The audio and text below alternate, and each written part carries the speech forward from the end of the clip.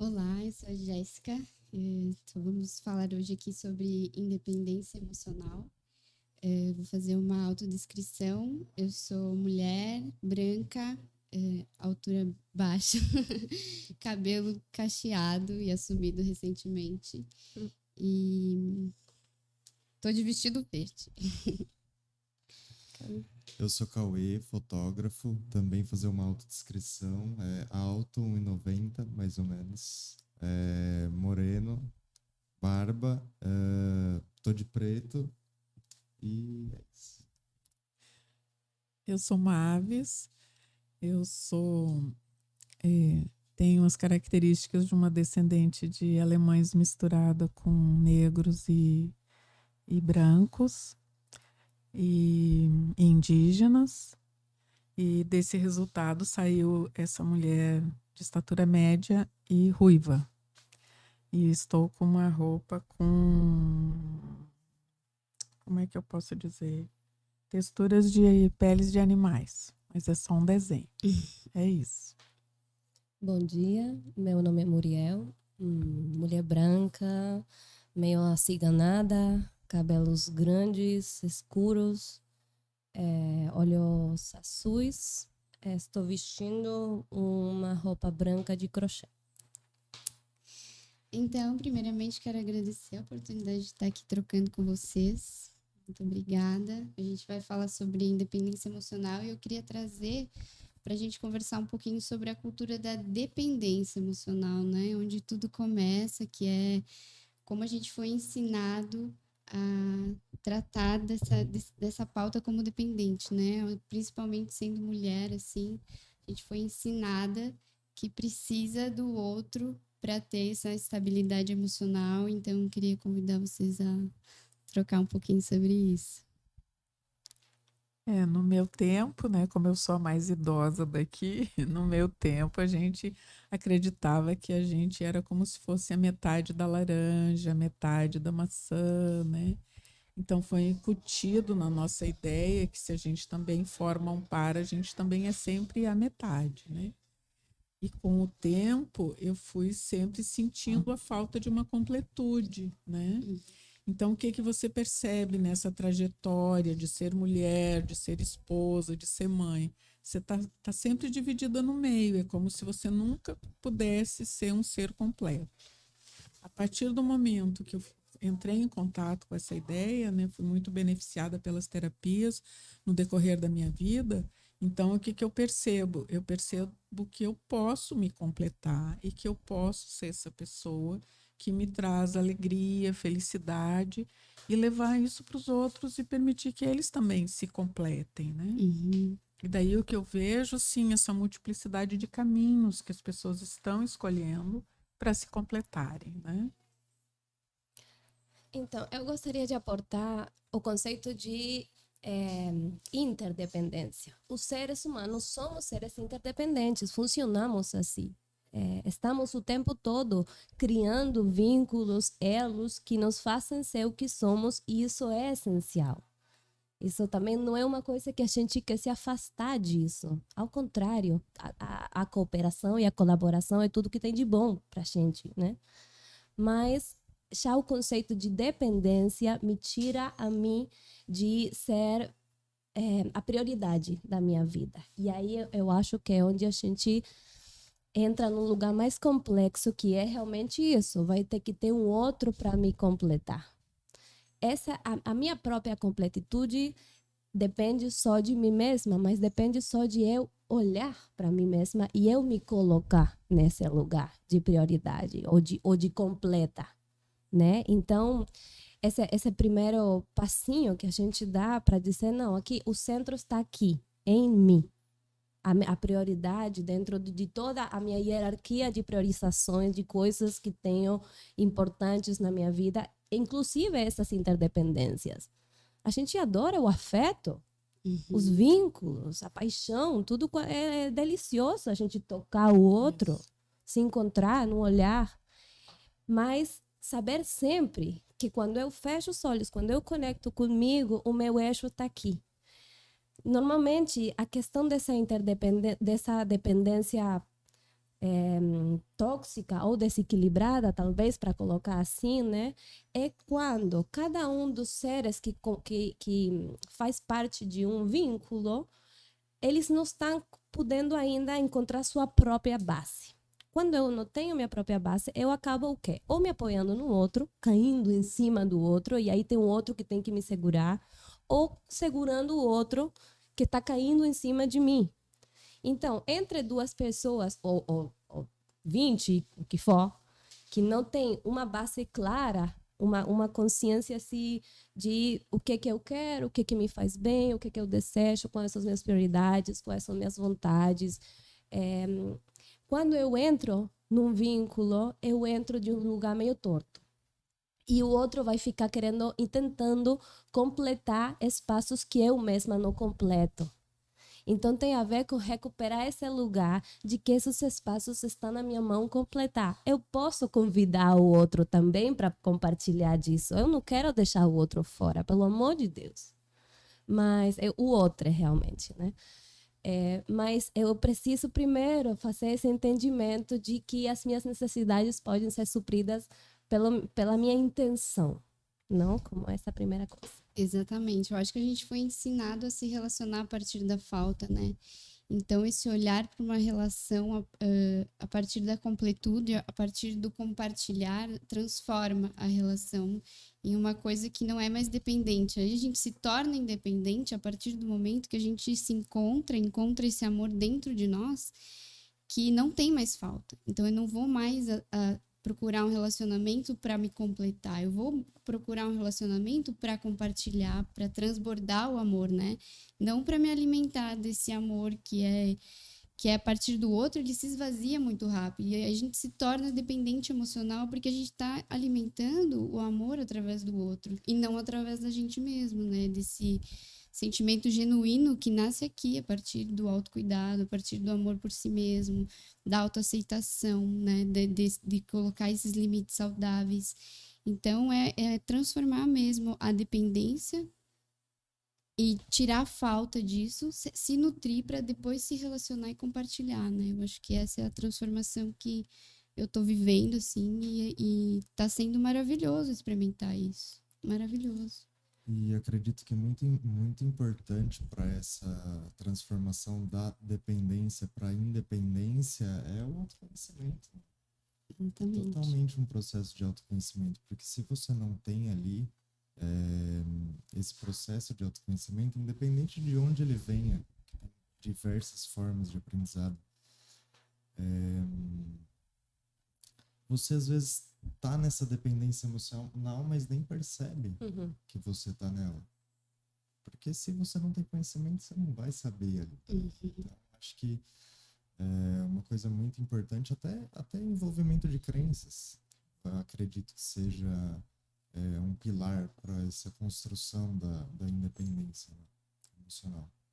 Uma autoescuta, um desenvolvimento de uma autoescuta, isso é essencial, justamente para cada um entender onde estão seus próprios buracos, para que não tenha que ser o outro que venha rechear meus buracos, senão eu saber onde estão minhas sombras, onde estão meus lugares que precisam ser cuidados com mais atenção, porque eu posso ter tido uma falta vinculada com minha mãe quando eu era criança.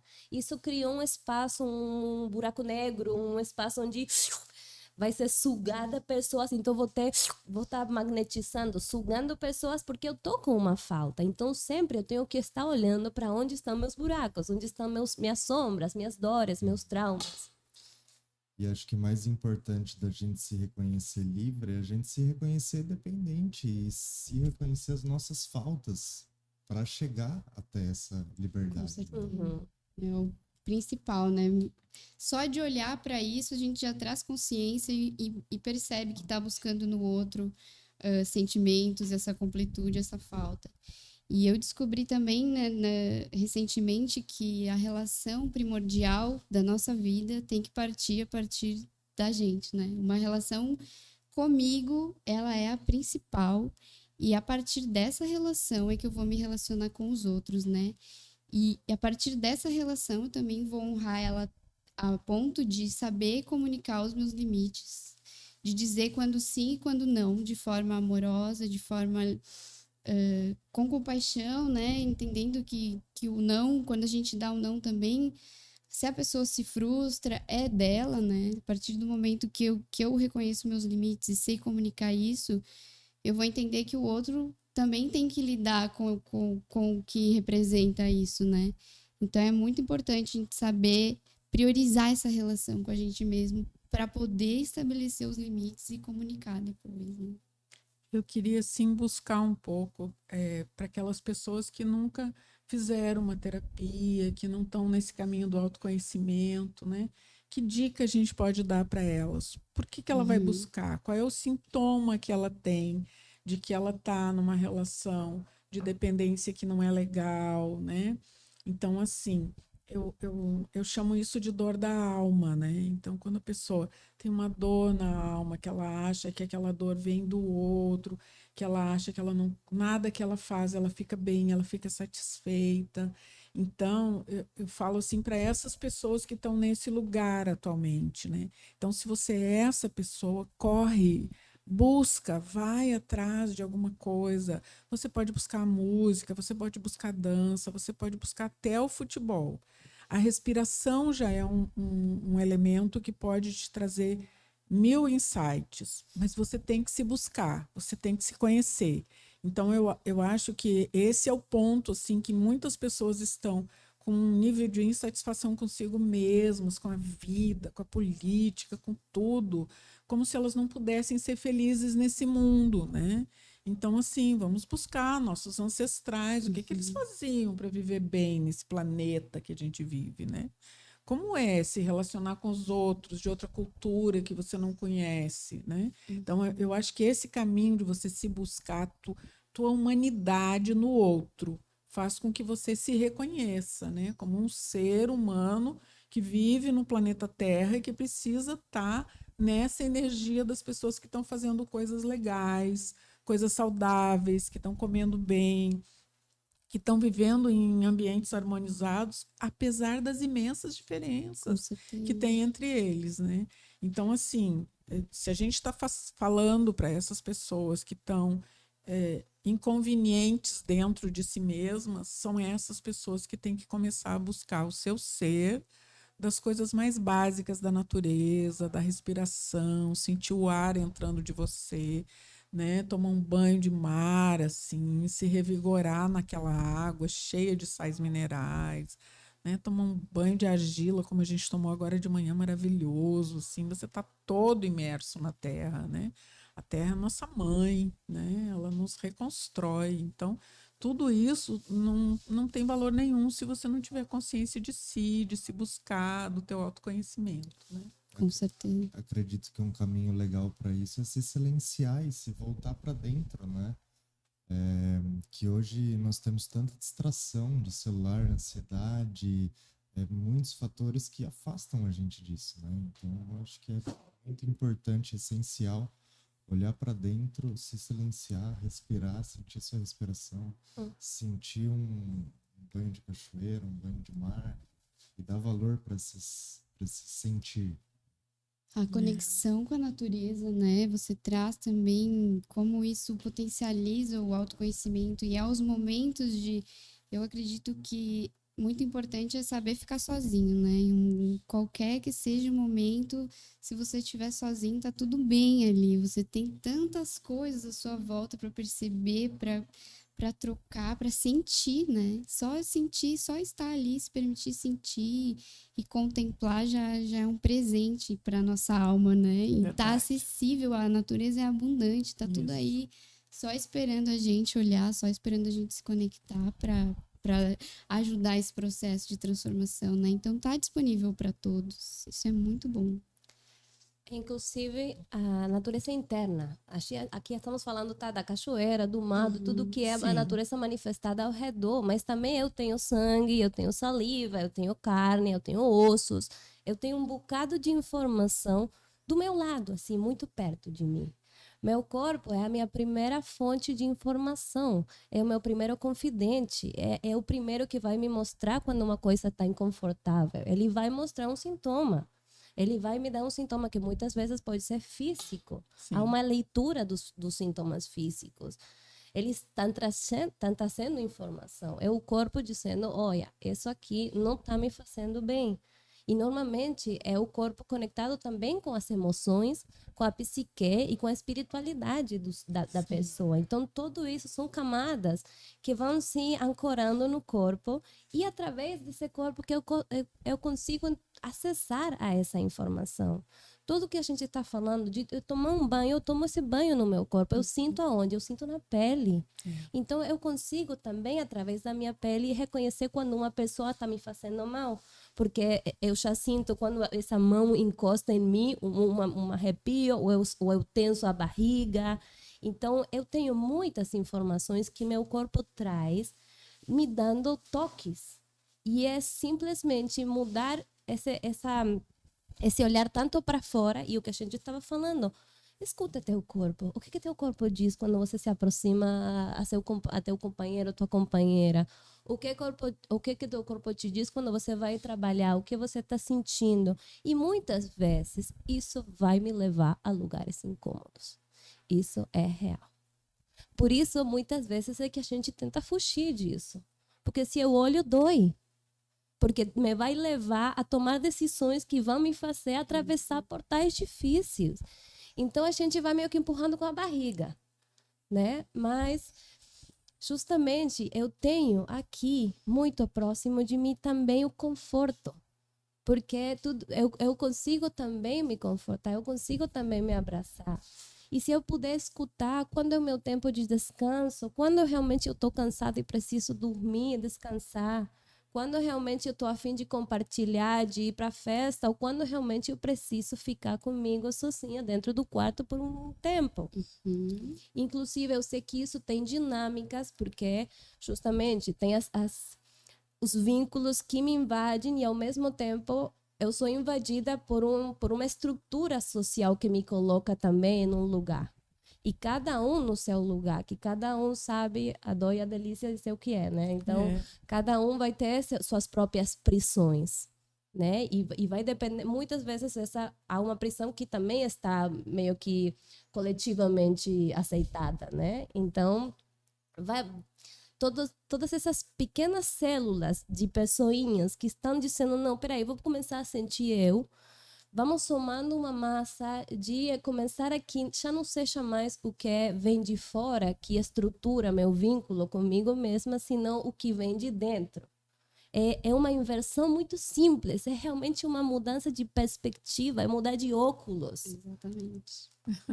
É lindo isso, é verdade. Porque quando a gente está presente para sentir, né, o que está acontecendo no nosso corpo, a gente logo percebe aquela angustiazinha, opa, apertou aqui meu coração, o que está acontecendo?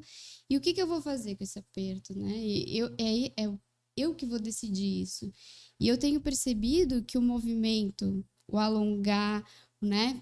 Movimenta os braços, movimenta as pernas, sai do lugar que você tá, porque essa energia tá ali estagnada. E é uma escolha sua ficar ali estagnado nessa energia. Você tem o poder de levantar daquele lugar, se movimentar a energia, trocar isso que aconteceu e meditar sobre isso também, né? E se perguntar se é seu, ou se aquilo você absorveu do ambiente, ou o que está acontecendo. E é só dentro que a gente vai encontrar a resposta, né? Não tá fora, não tá no outro. Isso aconteceu em relações, isso acontece para mostrar pra gente os nossos buraquinhos, né? Que precisam ser olhados, que precisam ser iluminados. Então, eu tô vendo fora a projeção do que tá acontecendo aqui dentro. Então, eu vou olhar para dentro e vou organizar, né?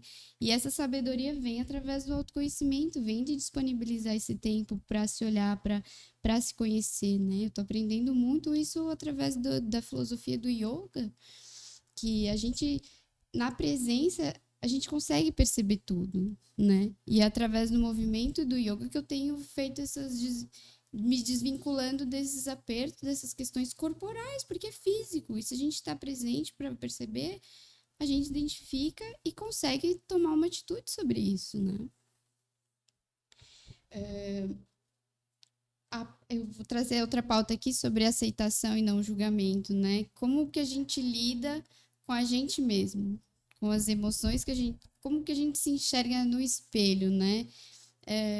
A gente foi ensinado a se julgar, a procurar os defeitos da gente, a se limitar mesmo. Tanta crença que foi colocada na nossa cabeça que a gente olha e procura os defeitos em vez de olhar as coisas boas, né? Em vez de sorrir para si mesmo, a gente não consegue se olhar no espelho e fixar ali, porque a gente se julga, né? Como que você lida com isso? Como que foi a sua experiência de vida? Qual que hoje é a sua consciência sobre a aceitação e o não julgamento? Mavis. A gente passa, como mulher, a gente passa muitas transformações, né? Principalmente quem já pariu, né? A gente passa por muitas transformações. Mas eu queria trazer aqui o exemplo do que eu trabalho na minha sala de aula em arte-terapia, né? Eu criei uma aula que chama Aula do Elogio, né? Então, assim, já pensando nisso da dificuldade que as pessoas têm de elogiar o outro, né? Porque pode parecer que está querendo tirar vantagem daquilo, sei lá, né? E aí a gente faz uma parte dessa aula que não é da pessoa ser amiga, da pessoa ser solícita, mas uma coisa mais do corpo físico mesmo, né? E a gente tem uma sala de aula mesmo com poucas pessoas, muitas diferenças, né? O mais magrinho, o mais gordinho, o mais altinho, o mais baixinho. E aí é muito interessante nessa aula, porque daí a gente destaca coisas que a pessoa nunca percebeu nela mesma, porque tá nessa vibe de olhar os defeitos, né? Ai, preciso consertar isso, preciso consertar aquilo, né? Assim que eu lembre, nesses 20 anos que eu tô lá na universidade, eu nunca peguei alunos que já tivessem feito cirurgia plástica por causa de um complexo, uma coisa assim, né? São jovens ainda estão se trabalhando nessa coisa. Mas é muito legal a aula do elogio, porque a pessoa fica em pé na frente e a gente vai elogiar tudo. Ai, você já percebeu que você tem uma orelha linda? A orelha é uma coisa que a gente não consegue enxergar no espelho. Você precisa de um outro ângulo, assim, para poder ver. A pessoa, ai, eu tenho uma orelha linda. Eu tenho uma orelha linda, né? Aí eu tinha uma aluna que ela tinha um olho grandão, assim, né? E a gente, nossa, teu olho é lindo. Aí ela, eu achei que meu olho era grande demais. Não, teu olho é muito lindo. Então, assim, a partir do momento que você vai prestando atenção, né? E assim, nossa, mas você é toda magrinha, mas você tem um peitão, que lindo, teu seio, né? E assim, às vezes um rapaz, né? Vira aí, deixa eu ver tua bunda, né? Ai, que bunda linda e tal. E daí, assim, a pessoa vai ficando à vontade com o seu próprio corpo, né? E vai aprendendo a observar no outro também aquela coisa que é bonita e dizer para ele, poxa, que bonito, né? Então, é uma aula que eu gosto muito, porque aí falando de mim um pouco, né? Eu ter nascido ruiva, o ruivo, não sei se vocês sabem, é 0,01% da população mundial, né?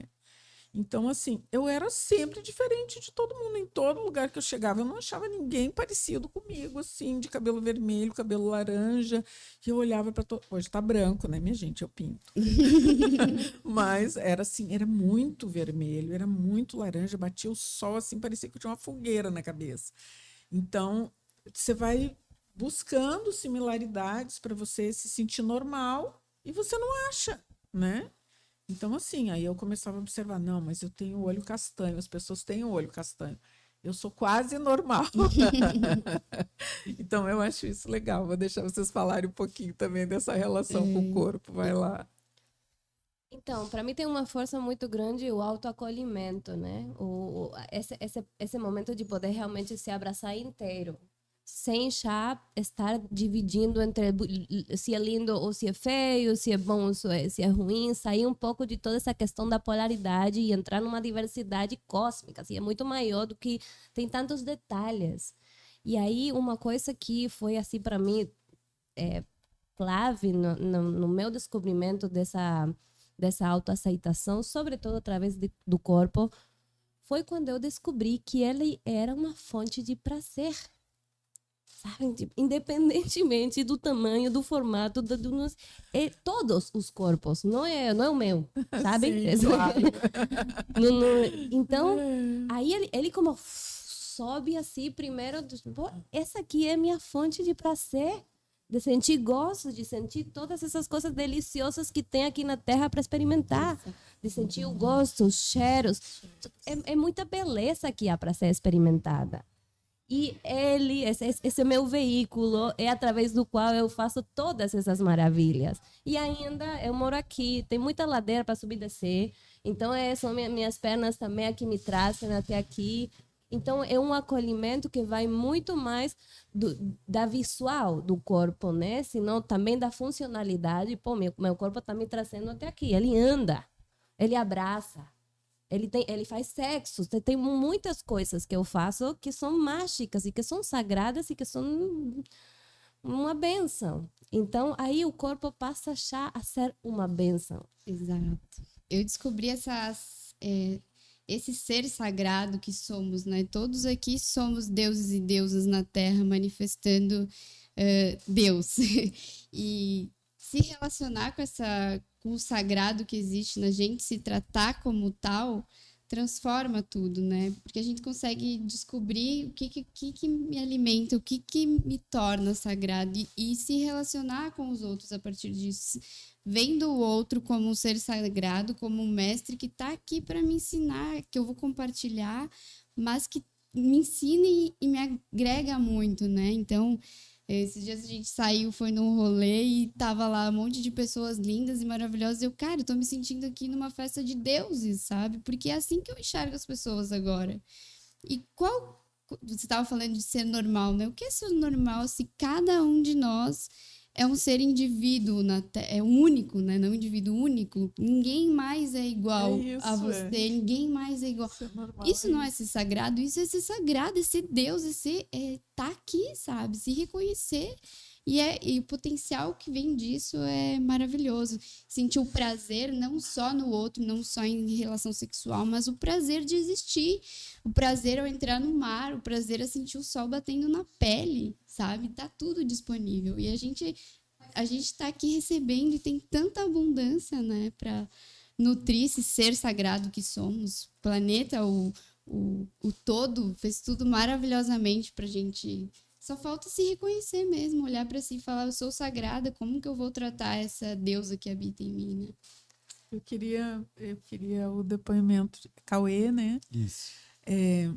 Eu percebo, a gente que é mais estatura média e baixinha, a gente percebe que a gente tem que olhar para cima quando fala com uma pessoa de 1,90 m, né?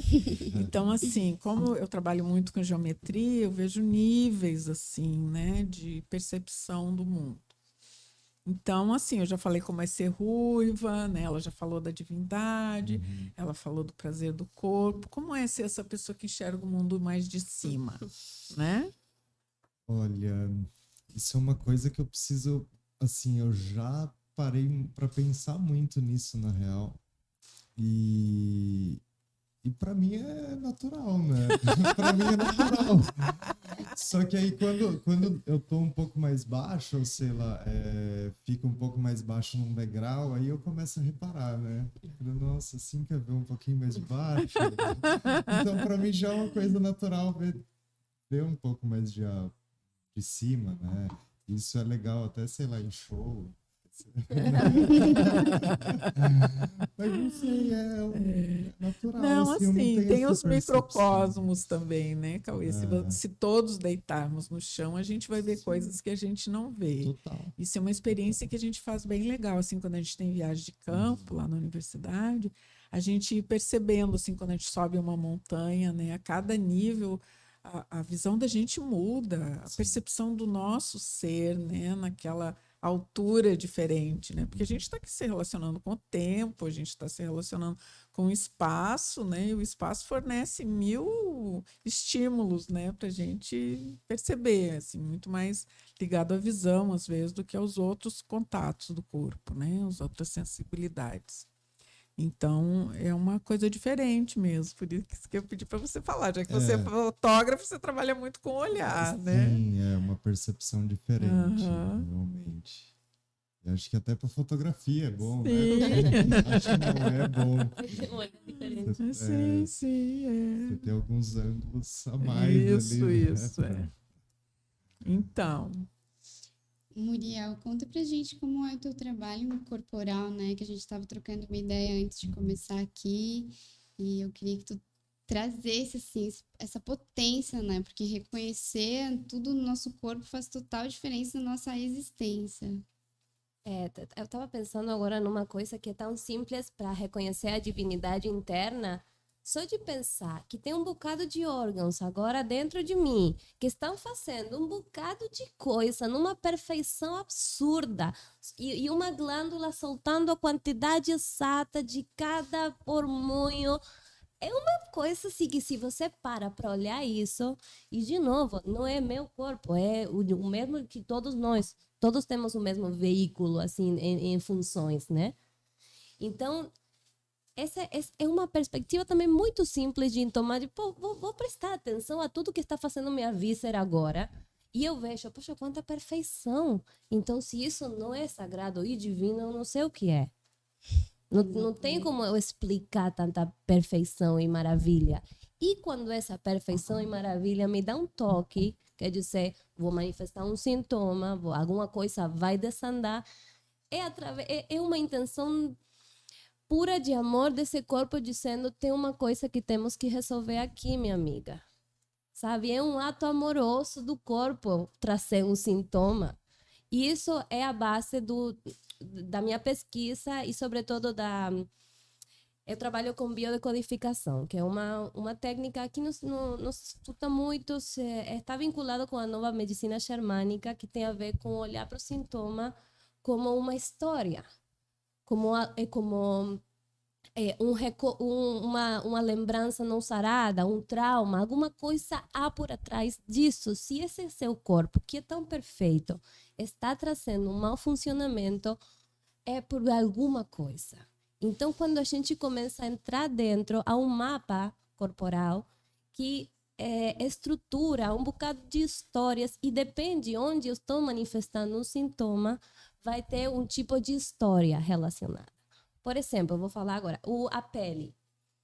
A pele é nosso órgão de contato, mas também, tipo, através da pele é que eu vou receber o abraço da minha mãe, do meu pai, do meu namorado, que for, né? Tudo que tem a ver com contato se manifesta em pele. Mas também vai manifestar todas as questões de proteção, porque a pele também é que protege toda a minha estrutura interna do exterior. Então, se eu manifesto uma psoriase, e uma pessoa que trabalha com biodecodificação vai falar, olha se você está tendo alguma situação de irritação em relação a um contato próximo. Segundo lugar onde aparece essa psoriase, vai ter uma significação mais específica e sempre aparece a história por trás. E se não for minha história, é dos meus ancestrais, porque também isso está... está como impregnado de todo o meu clã também. Os sintomas que eu apresento a nível físico também podem ter a ver com histórias ancestrais, que não vivi eu mesma no corpo. Então, como eu venho pesquisando muito o corpo, porque eu sou dançarina desde 3 anos de idade que eu comecei a minha pesquisa como dançarina, então eu conheço ele bem, assim, a gente tem um vínculo muito próximo. Então, ele foi me dando as dicas de que tipo de coisa eu podia fazer em movimento para libertar ou para compensar ou para integrar alguma coisa. Então, o autoabraço, o chacoalhar, o sacudir para soltar, a consciência da estrutura óssea para me dar uma base. Isso para mim foi maravilhoso. Quando eu encontrei que uma pessoa em consulta estava vindo com uma sensação de eu não tenho estrutura, eu não tenho sostém, eu estou me sentindo assim, que estou desabando. Faça essa pessoa olhar para seus ossos. Sinta toda a sua estrutura óssea. Eu vou por osso. E quando a pessoa percebe que tudo isso, que está cheio de força, que os ossos são estruturas, são bases, são sólidos, são fortes e estão dentro de mim. Eu já tenho essa estrutura, eu não sou uma ameba, eu tenho ossos. Então, se eu preciso conectar com uma estrutura, sente teu osso, habita teu corpo, que ele tem tanto para te ajudar a integrar e para justamente não precisar tanto desse exterior que me dê um suporte. Não, eu tenho meus ossos para me dar suporte. Exatamente. Eu percebi isso no meu corpo também recentemente, que eu convivia com um desconforto no quadril há, sei lá, 2, 3 anos, assim. Desconforto, sentava, doía e tal. E eu demorei muito para procurar fisioterapia. E quando eu corrigi esse desconforto no ombro, no quadril, assim, foi como transcender, assim, no sentido de dor, de desconforto, de habitar o meu corpo. E a diferença que isso fez na minha vida é bizarro, assim, reparar, sabe? Tipo, parecia que faltava uns ajustezinhos, assim, no físico pra dentro, tudo se organizar também. Então, é muito importante ter esse olhar pra dentro, reconhecer ali o que tá incomodando, o que eu preciso olhar. E se olhar, né? Se olhar, porque a gente tá sempre tentando cuidar do outro, mas se a gente está sempre... Como que a gente vai cuidar do outro se a gente não cuida da gente mesmo, né? Esse olhar atento pra si transforma a nossa realidade externa também de uma forma muito bonita, né? Acho que isso é explorar uma consciência corporal, né? Exato. E o que você faz? Você faz alguma coisa, algum movimento para ter essa consciência corporal e reparar em você as emoções, o que tá pegando para Então, nesse sentido de consciência corporal, eu acho que além de questão de esporte, que hoje em dia eu não tô fazendo nada, mas já fiz isso traz muita consciência corporal, porque você exercita músculo e tal. Mas outra coisa, outro assunto, além disso que eu queria entrar, que a Muriel estava comentando, na questão de consciência corporal, de você sentir, tem uma dor aqui. Eu trabalhei um breve tempo na Umbanda, então a Umbanda tem muito disso, de você ter aquela consciência, tá doendo isso, você... É uma relação de crença, mas eu quero elevar isso, não pensem na crença como sentido de... Não pensem nesse sentido de Não, crença. tô pensando mais que é o lugar que você frequentou, porque na maioria dos lugares que eu tive contato com Umbanda não tinha essa visão. Então, essa visão que isso me trouxe é assim, eu tô lá trabalhando, eu trabalhava na porteira, então a porteira é muito forte, assim, e quando a pessoa entra ali para trabalhar, você já sente tudo que a pessoa tá sentindo. Então, é interessante que a pessoa entrar, vai com dor no, sei lá, no estômago. Aí você já remete no que a pessoa tem, assim, sabe? E aí, beleza, a pessoa que tá lá fazendo consulta, vai e passa consulta. E tudo que a pessoa da consulta estava falando é o que eu também estava sentindo ali, sabe? Então, isso me trouxe uma consciência corporal grande de órgãos, porque dependendo do que é ali dentro que a pessoa tá, ou tá com chu, aperta cada coisa diferente ao pulmão, você fica sem ar, ou você fica com uma dor no estômago, assim, e tendo essa consciência, você consegue saber, assim, mais ou menos, isso dentro do Umbanda, né? Lógico que tem outras 1000 aplicações. Eu acredito que essa questão de crenças sejam, em geral, todas interligadas por energias universais, enfim. Tento olhar como uma energia universal, realmente, não só o micro e o macro, né? A gente está falando das mesmas coisas em várias linhas, assim. Isso é muito legal, porque tudo que acontece no micro também acontece no macro, e todos os caminhos nos levam à elevação, a despertar da consciência, né? Esse empoderamento da gente mesmo.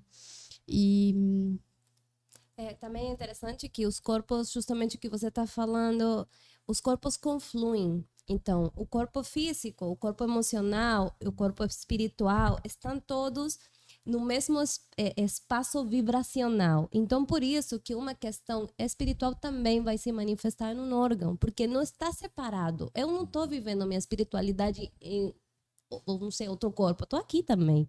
Sim. Minhas emoções também. Então, essas camadas, esses corpos que em várias tradições se chamam assim, se chamam de diferentes corpos, são veículos. Tem o corpo físico, o corpo emocional, o corpo espiritual, o corpo mental, né? Que são como camadas. Então, justamente, esses são os encontros, e isso é glorioso também. Eu consigo também, através do corpo físico, trabalhar o espiritual e trabalhar, e ao contrário, né? Trabalhar o espiritual através do corpo físico. Então, justamente, temos muitos pontinhos de encontro. Por isso também que eu estou enlouquecida com ao nível de profundeza que eu consigo chegar quando eu trabalho somente com o corpo físico, mas eu consigo mexer nos outros veículos também. Por meio do corpo físico. Exatamente. Tudo a gente sente no corpo, né? E tratar o corpo como essa casa também do nosso espírito, né? É muito maravilhoso, porque eu tô tendo essa sensação recentemente, assim, também. Eu vindo pra cá, né, pra Gamboa, foi a minha primeira viagem sozinha, e eu vim me sentindo em casa. E eu só tava eu e eu, entendeu? Então eu tava descobrindo essa sensação de me sentir em casa em qualquer lugar. Isso foi maravilhoso. Então, cuidar, né, disso aqui, do nosso corpo, também é cuidar do nosso emocional. Principalmente, né? Tem como fugir desse cuidado com o corpo para ter essa independência emocional que a gente está falando aqui. E a solitude, né? Queria trazer, assim, a importância desses momentos sozinhos com a gente mesmo. Como que vocês como vocês vivenciam hoje a solitude? É confortável para vocês estarem sozinhos? Como que é a partilha? Bom, como eu já falei que eu fui educada para ser a metade da laranja, a metade da maçã, a metade do casal, a metade de tudo, no começo foi bem complicado para mim. Eu achava que eu não poderia existir se eu não tivesse outras pessoas para me completarem, né? E a partir do momento que eu me descobri, né, com esse ser, assim, não, mas eu sou um ser completo, não falta nada aqui, né? Então, acho que eu já posso cuidar de mim agora e fazer minhas próprias coisas, e cuidar do meu espírito, cuidar do meu corpo, e me dar amor, me dar carinho e tal, assim, né? Então, a minha experiência é muito positiva. Hoje eu tenho muito mais necessidade de ficar só do que antes. Né? Uma necessidade que a gente vai tendo de reconhecer, poxa, nós estávamos falando antes, tem um momento de ficar sozinha para a gente se nutrir, para aí então sair e compartilhar, né? E esses momentos é tão precioso a gente saber hoje ficar sozinho. A gente tem mais 5 minutos para conversar e queria ouvir de você, Cauê, quais as suas práticas de solitude, o que você faz para nutrir o seu espírito, para cuidar desse emocional também. Olha, eu sou meio suspeito porque eu adoro ficar sozinho.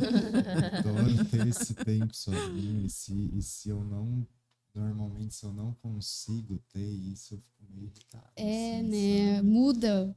É o inverso. Muda total. E acho que é um sentido bem natural, assim, na verdade, porque você acaba ficando sozinho, você acaba começando a pensar e entra naquela, como se fosse uma meditação, né? É uma linha de pensamento. Você vai tendo uma linha de pensamento sobre o que você está sendo, o que você está fazendo para alcançar seus objetivos, sei lá, o emocional, enfim. Acho que a questão da solitude é um negócio muito interessante, é necessário, só que você tem que estar bem consigo mesmo para conseguir se sentir bem sozinho, senão você não consegue chegar Exato.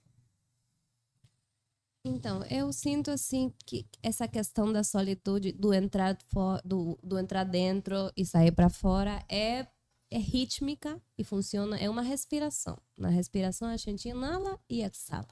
Então sempre tem essas duas, tem a contração e a expansão. Perfeito. Tem esse movimento. Então, se é necessário, porque justamente faz parte de a perfeição do ciclo, né?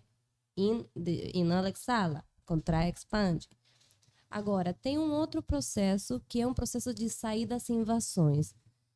Para esse processo, é essencial realmente uma solitude grande, de bastante tempo, porque justamente foi bastante tempo que eu fui invadida por expectativas alheias, por expectativas sociais, por expectativas da minha família, por um bocado de expectativa, tá cheio. Então, para eu conseguir ir recuperando aquele lugar de ser dona de mim mesma, eu preciso sair de todas essas invasões e tudo que minha mãe colocou em cima de mim, do que eu preciso do meu pai, de toda a minha ancestralidade, do que a sociedade, do meu companheiro, do meu filho. Então tem um bocado de coisas também que vai me invadindo e colocando dentro de mim coisinhas que eu nem vejo. Para eu sair disso, eu preciso de um bom tempo de solitude. Mas há uma grande dificuldade nesse sentido, e eu sou mãe também. E se há uma mãe solteira, só com 2, não vou falar de 5, ela perde totalmente esse espaço.